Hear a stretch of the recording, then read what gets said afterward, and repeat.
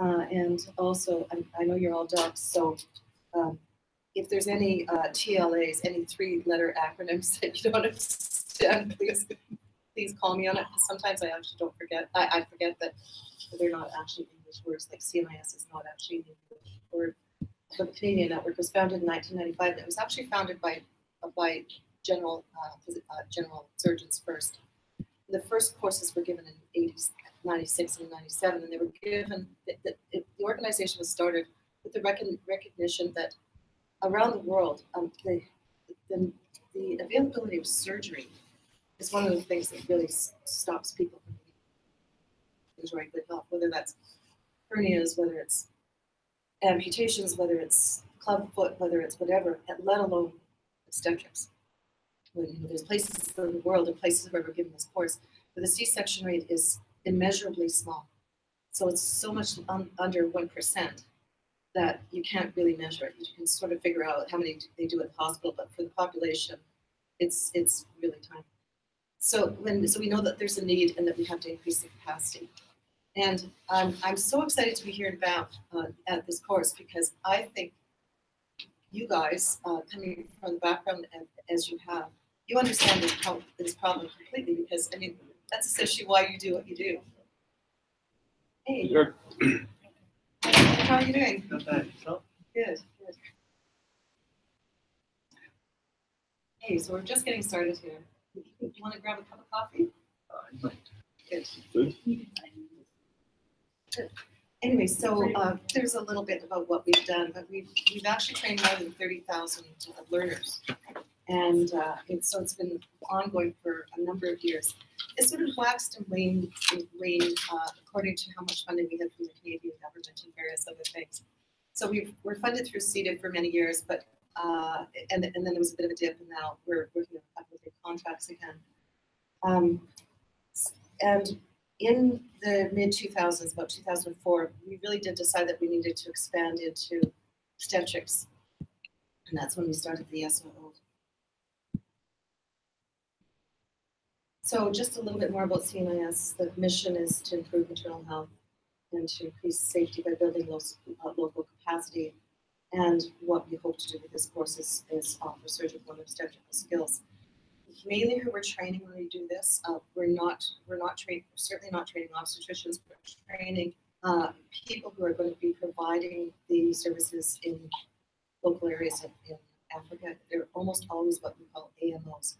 Assistant medical officers. They may have had something between 6 months and 2 years of training.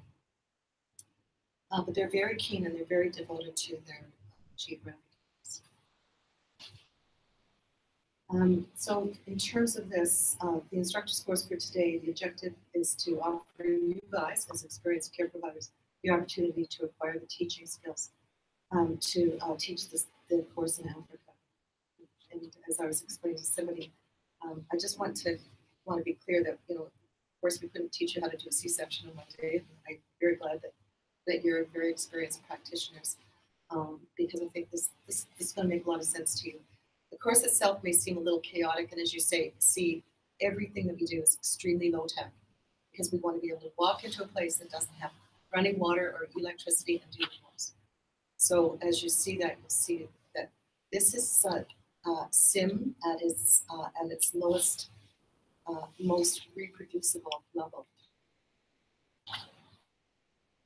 So now I just wanted to stop for a minute and just against that background, just to hear a little bit about who you are and why you're here. And I'll just start by introducing myself. I'm Jan Kristela. I am an obstetrician gynecologist. I have been practicing for many years. And I just finished my tenure as president of Women's Hospital. So I stepped down from doing that for almost 10 years. And so now I'm doing some other stuff, including much more international work, and continuing to do some clinical work. Just by way of background, when I started my career, I fully intended to, I did 6 months of anesthesia, became a GP anesthetist, was going to do 6 months of obstetrics and be a GP person, and I got completely hooked on obstetrics and begged and pleaded to be allowed into the residency program, which thank so I became an obstetrician. But that wasn't my first plan. Anyway, one of my priorities in working in the BC healthcare system is rural obstetrics. And so I'm so grateful to all of you for what you do. It's so important. And I know you're not all in BC, I know you're spread out. But anyways, so that's a little bit about me, and I'm sure you're a little bit more. Rebecca, I'm a general OBGYN in Richmond, and I met Jen through CNIS and also through the years. And I've had the opportunity to work with CNIS and teach other courses that they have. They don't just have this course. They have other courses that are geared towards even earlier learners in the AMOs, like the medical officer. So I did a course for them. So this course, I've been just part of the instructor's course like you guys. I haven't actually taught this course in Africa, but some of the stations are kind of overlap between the different courses, and you can certainly become involved in the other courses as well that CNIS offers, and just have an interest in advancing women's health around the world. I'm originally from El Salvador, that's where I was born. I moved here to Canada, so just have a sense of struggles.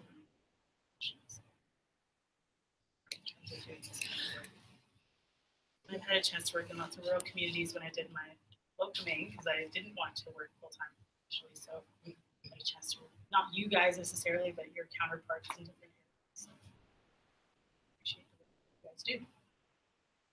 My name is Simon Peter Ricky. I'm a family physician, but I'm a resident at the moment doing surgical skills through sending program in Fort Mac. It's a 1-year course. Yeah, so I'm hoping to go and work at High Prairie after this. So I've been signed up to go to the new hospital there, starting maybe in September. I'm from Uganda, so when I was reading up about the course, I was thinking about whether I should do it, but it kind of hit right home in terms of me, because I know the resources we have. My kid brother works in a rural hospital there. He does C-sections out of, I'm using ketamine. Yes. And that's about it. So I know it's something that is quite necessary and needed. So eventually I'm hoping I'll also be able to help with that. Nicole Liebert, so I'm a family doc who does sections in Down to Roof, and we've been there about 20 years. My husband's a GPA.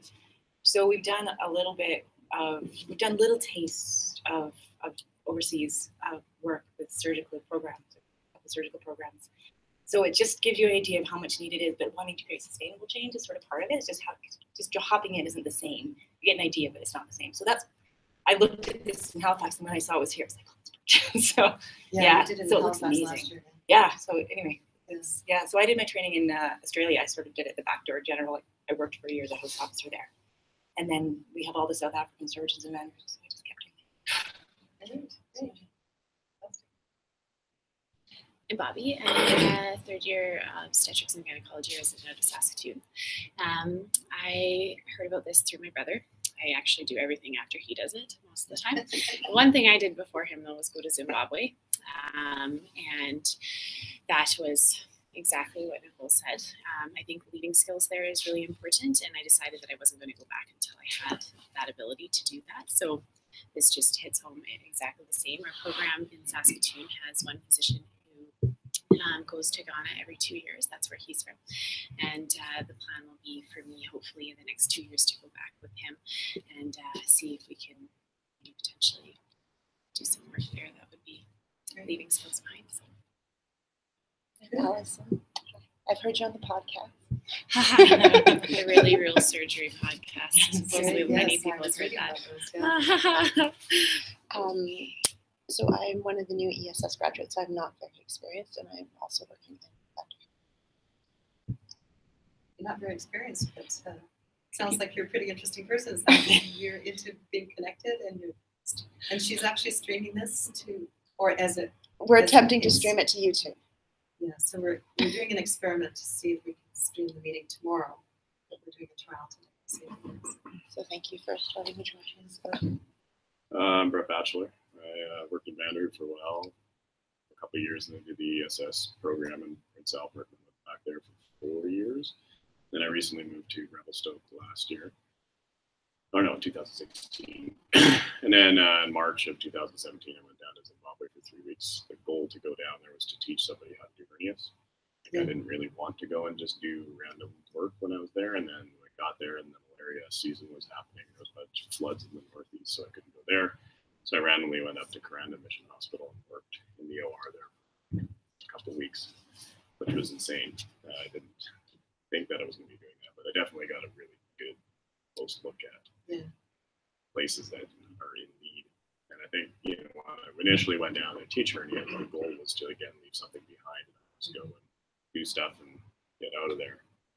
And I hope to do some more work, but the reason I really like this course is because of the philosophy of teaching rather than just going and doing. So. Westgate from Tabor, AP surgeon. And I've been to Fiji twice and Guatemala once doing surgical sort of stints. We have a team at Tabor that goes dental, medical, and other stuff, cataract too. And so I've got a taste of that sort of thing. But sort of feeling like it'd be nicer to sort of build local skills than just go do stuff.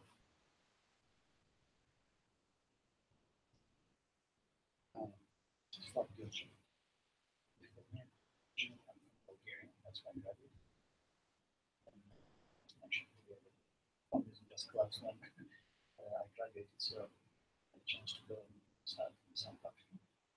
I did my teaching there at Victoria University, Timbisi Hospital, translation student. And Timbisi was the second largest after Baragwana, most probably. It's Sulawesi township. And Timbisi hospitals, both of them. And I was lucky to do my internship at 3 years subsequent and coming up from anesthesiology, then I worked for the military for 5 years, and then in the year 2000, Canada, Hazelton, 2003, and Nelson.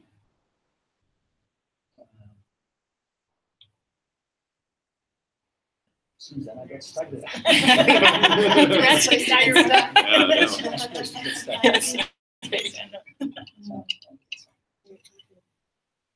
I'm Jared Van Bussel. I'm a ESS grad, same year as Brett. I haven't done any professional work. The philosophy seems it's very interesting to me to see how to teach someone who doesn't have all foundations that even I had going into that training. I'm not from BC, but I'm just outside so it's close. I can visit and make a day trip. Sorry, you know, when I talk about BC, it's just because I live there, but I realize that you guys are from Saskatchewan and Alberta. We're originally from BC, though. Yeah, that's not by choice for the most part. I can see that some of you travel, and that's the reason why when I saw some that's my myself.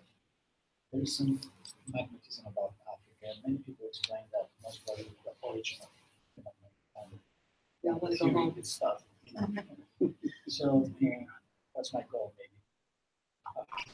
Close to going back because it's really there is some magnetism about that. Yeah. The people who think they're low.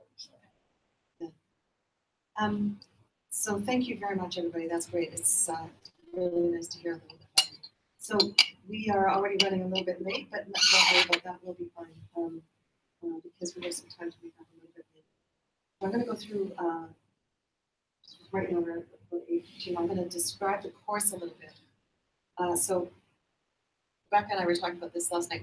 We talked about the one-day course, which is the instructor's course, but it's really an introduction to the 3-day course that we're going to give in Africa. But let me do the 3-day course. It's any course that's given by CNIS only follows the same format. There's introduction concepts, and so some sort of interactive discussions, or which we don't like to call them lectures, although that word sneaks in. But we really use the principles of adult learning and make it as interactive as possible as we start the concepts, and then we move to the skills lab where we're practicing the skills. So we're practicing knot tying, we're practicing basic skills, we're practicing the components. And then after that, they move into the OR. Now, most of the CNIS instructors are not licensed to practice in the countries where we go.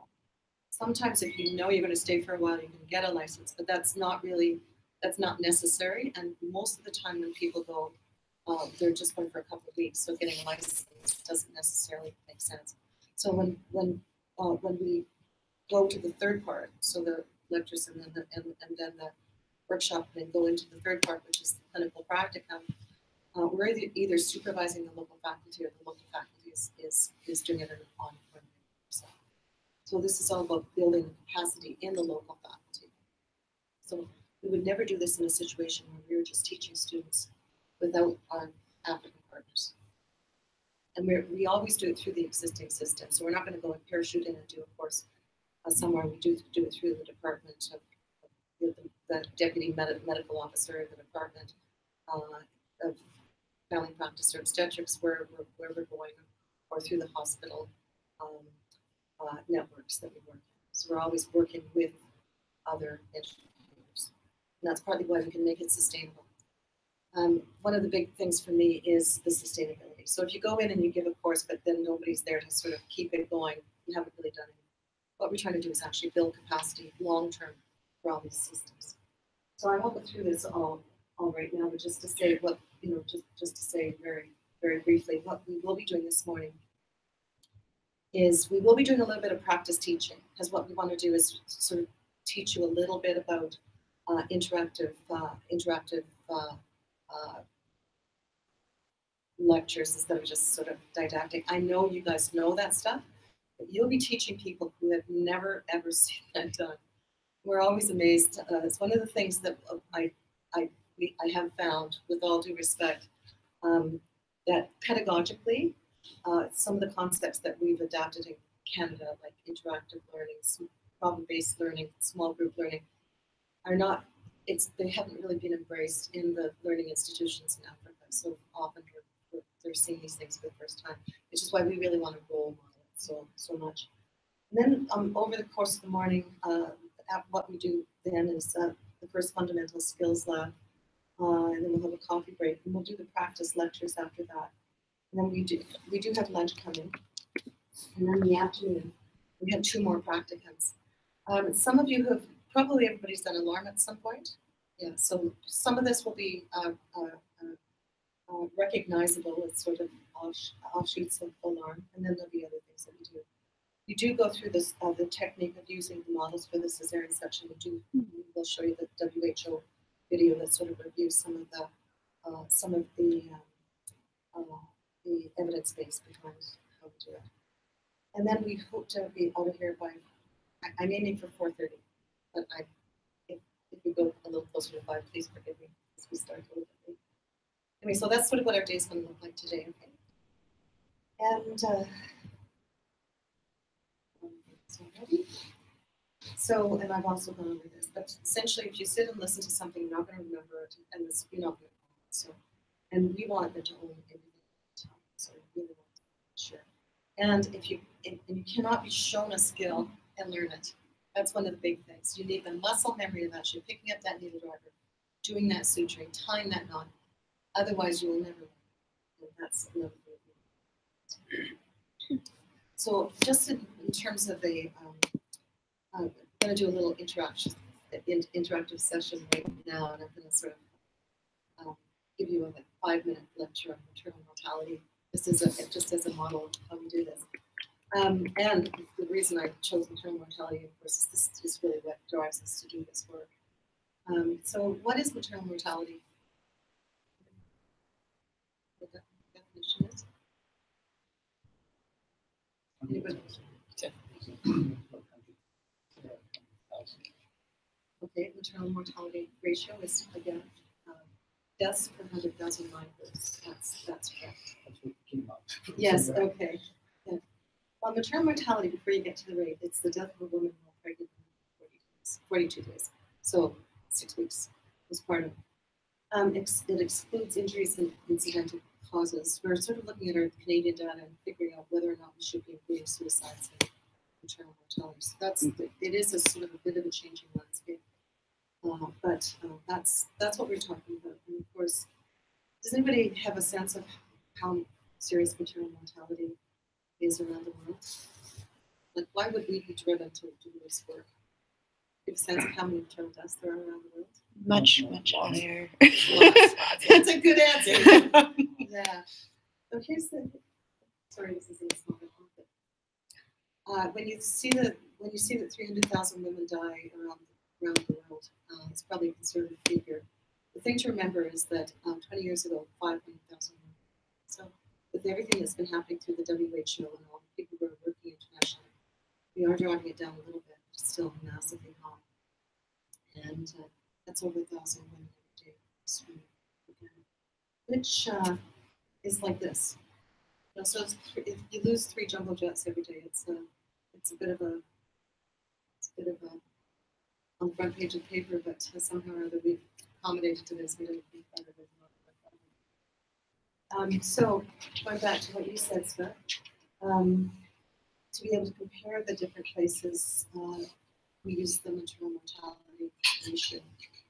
And do you want to give us a definition of that? You said it before. Yeah, we said it before. So it's defined as the number of maternal deaths per live births. It's weird, because it's one of the few statistics that has a different denominator and numerator. But the reason it has to do with how you can actually get the numbers. And so it's not a population-based figure. So most of the work, like I've said before, is in East Africa. And I just want to give you a sense of what is going on in these countries. So when we give this talk in East Africa, most everybody knows what the flags are, but I don't expect you to. So the top flag is Kenya, the middle is Tanzania, and the bottom is Uganda. So Uganda's made the best progress, and still high, 310, but it was over 500 just 15 years ago. Slide.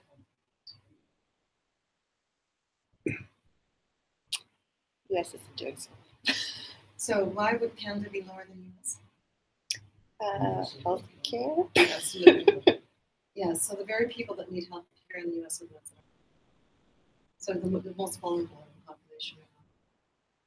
And that's another good deal. And then it's not surprising that Mexico is because of poverty. I mean, poverty is the biggest indicator. Poverty access to care. So that just gives you a sense of what we're dealing with. It seems like a bit of a bummer, but the thing is that we can do something about it. That's why we're here. Yeah. So again, I'll told you a little bit about this. So when we're actually doing the course in Africa, it's a 3-day course, interactive morning lectures where people, so it becomes more of a discussion about various topics, and that's what we're really aiming for. I don't want anybody standing up and giving a didactic lecture.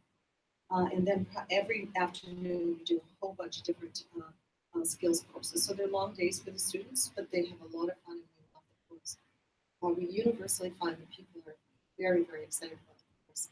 Sometimes we actually do the course together with Alarm as well. So at Emberera and Pella, when the residents start, they actually start with a week, which is half SOO, half Alarm.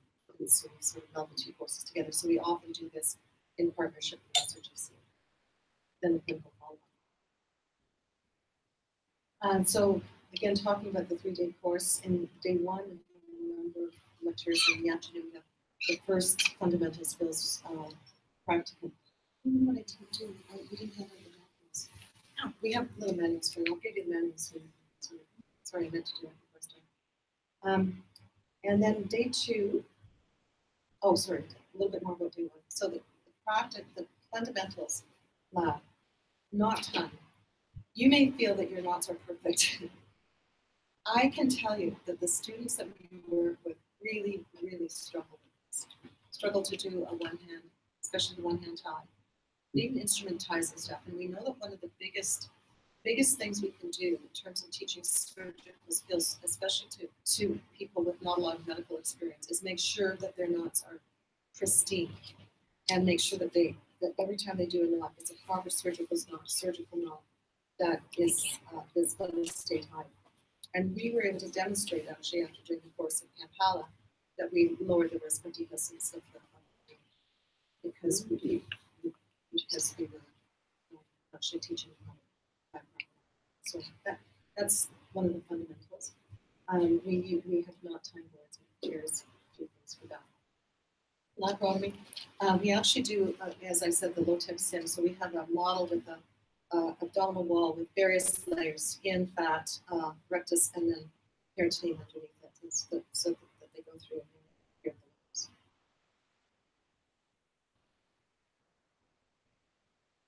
And then we have a laceration and episiotomy model. So again, you can see very low tech. And one of the things about being low tech, it means that if we can actually do them as we need them, make them whatever stuff we have there.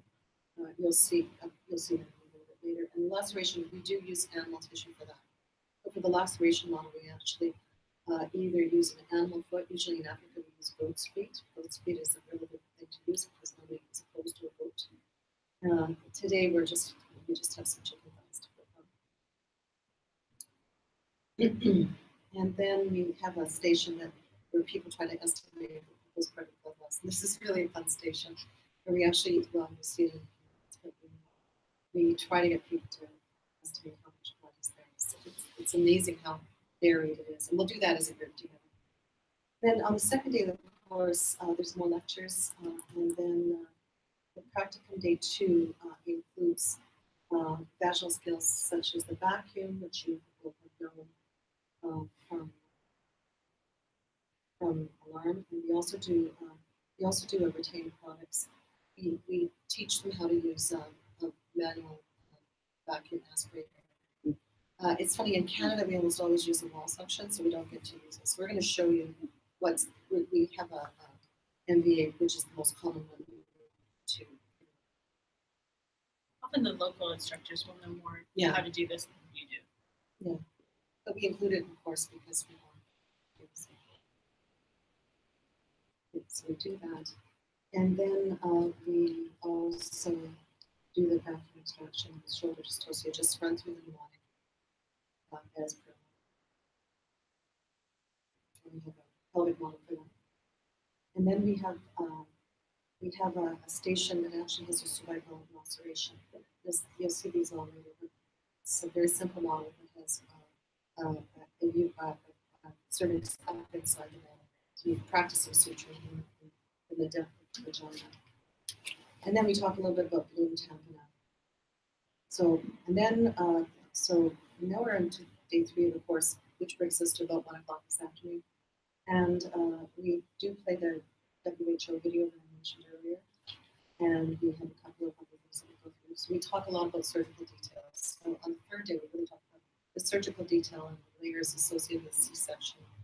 And most of the students that you are going to be teaching they've certainly been in war. They may have done some C-sections. They may have done C-sections with other people. The idea is not that we're going to turn them loose and all of a sudden after 3 days we're going to be able to do a C-section, but that their skills will be enhanced, and that their confidence will be increased. That's really important. And of course, we're doing it with their local faculty who are going to continue to supervise them after we finish the course. So, and then we have the practicum 3. So we actually do have a C-section model where we have the abdominal wall and the layers of the uterus, including peritoneum and bladder flap, abdominal uterus, as well as the abdominal wall. And then we always deliver babies who look like they have outdoors of at least 10 or 12. It's a very Caucasian baby. Yeah, and actually, the funny thing is, it came out of the pelvis. It was absolutely not Caucasian. Anyway, so that's a very fun model. The idea of the model is not just that you go through the layers; it's that you're talking through the layers all the time. Saying, okay, you're opening the incision.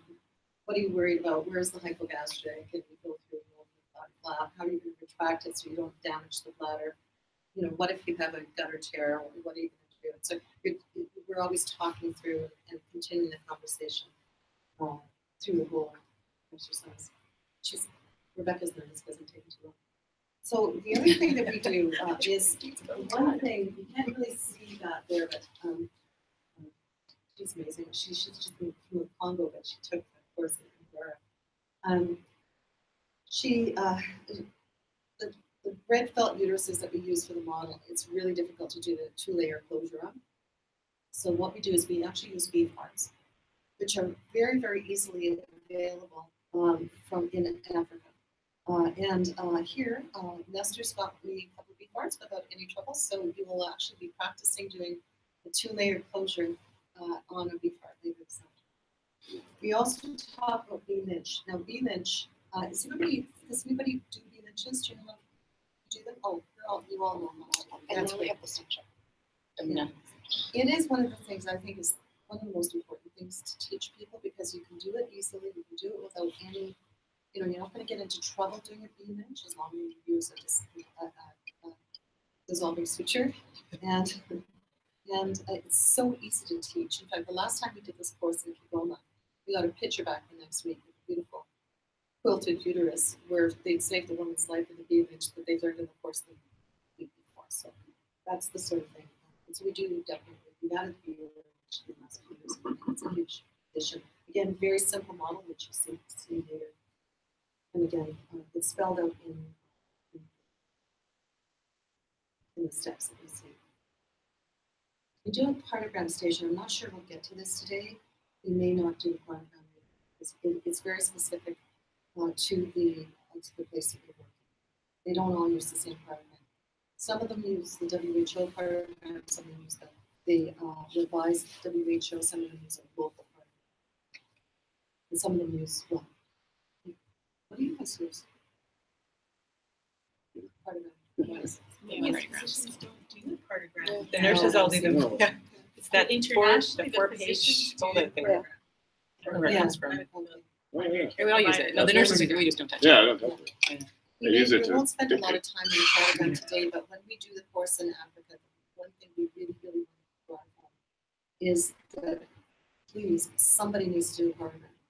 Because the main reason women come into hospital and they die because nobody's keeping track of how long they've been there. And they may be sitting in the corner of wherever they are for 24 hours without anybody realize that they've been 6 centimeters for the last 12 hours.